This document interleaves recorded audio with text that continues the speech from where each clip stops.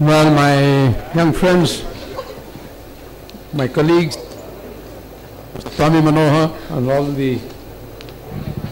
all his colleagues who have worked so hard to make this evening here, make this occasion here. I'm assuming, first of all, this is one of the most enjoyable afternoons, evenings I've spent in a long time. It is so wonderful to see all the young people here, challenged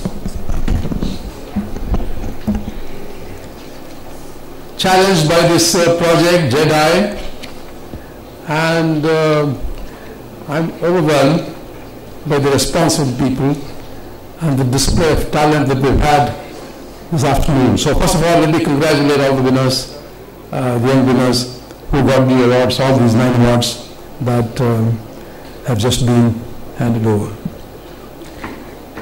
Well, for me and for some people here in this hall, this evening represents the dream that we were dreaming several years ago, the realization of that dream. In 1998, we started a forum for entrepreneurship development. And the people who were behind that idea are all here today. Professor Vijay Chandru, Swami Manohar, Mary Matthew, and many others. And just yesterday, when I was looking at something else, I found a whole sheaf of papers about our first few meetings, and I sent them to Professor Matthew. Now, at that time, I still remember those occasions when people came and described their ideas. But I'm very happy to say that since those days in 98, 99, 2000 and so on, we moved so far ahead. And it's been a great pleasure to see how entrepreneurs are now bubbling up everywhere.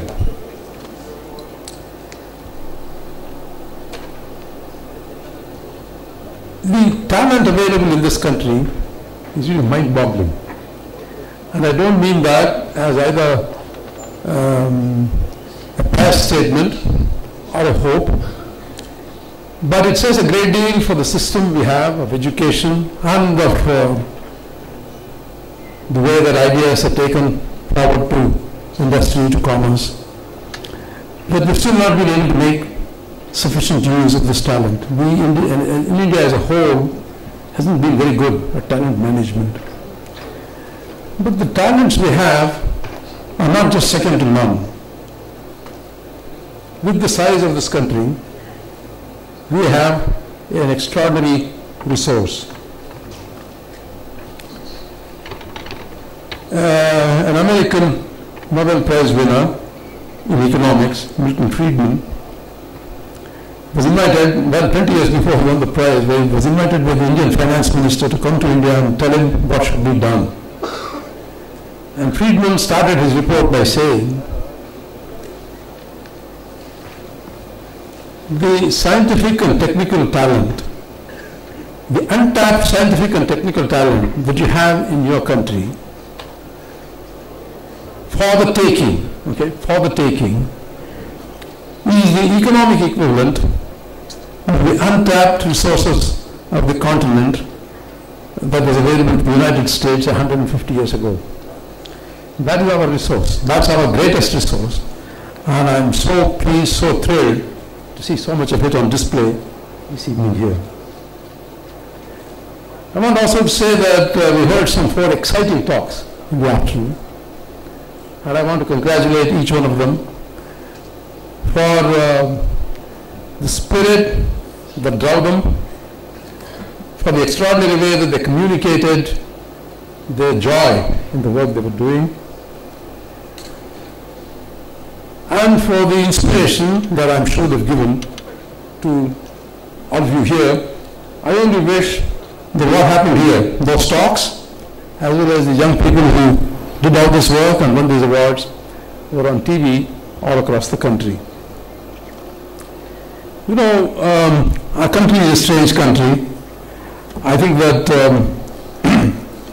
there is so much griping all the time, but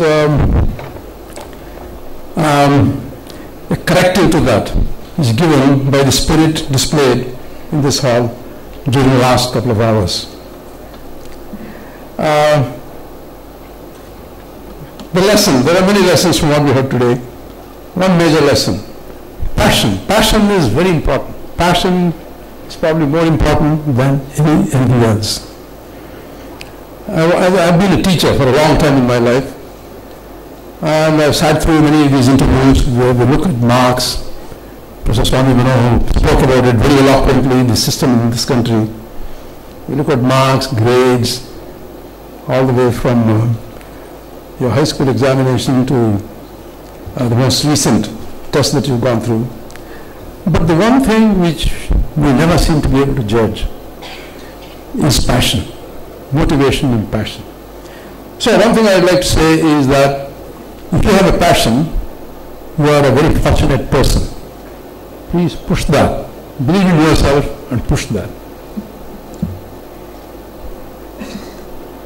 The things that India can achieve by working together, and that point has been made by several of our extraordinary speakers this afternoon. The things that we can achieve are almost without limit. Do you know, incidentally, which is the country whose economy is growing fastest last year, was growing fastest last year? Do you know? Well, the answer you usually get is China. Now, just 3 weeks ago, this London magazine called The Economist ran a very interesting article about India. It said, actually, for the first time, India passed the growth rate of China. It is 10.4% last year. Now, all of you will say, as I did, come on, that's not true. I've been hearing about 8.5% all along. It went on to say that India follows a different system for estimating its GNP. There's one system which the Chinese and the Americans and the Europe and so on follow. India follows a different system. Now, somebody has sat down and made those corrections. When they made those corrections, they found that the actual Indian growth rate is 10.4%, ahead of China's. Now, I never read about that in any Indian newspaper. No Indian economist ever mentioned that to me. And I wondered, now how come? Nobody knows about this.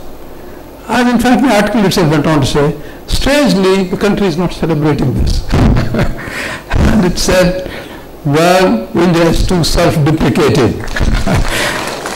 Now, you don't want that, you know. When I see all the young people here, and when I see the enthusiasm in this hall, the time has come for the country to change.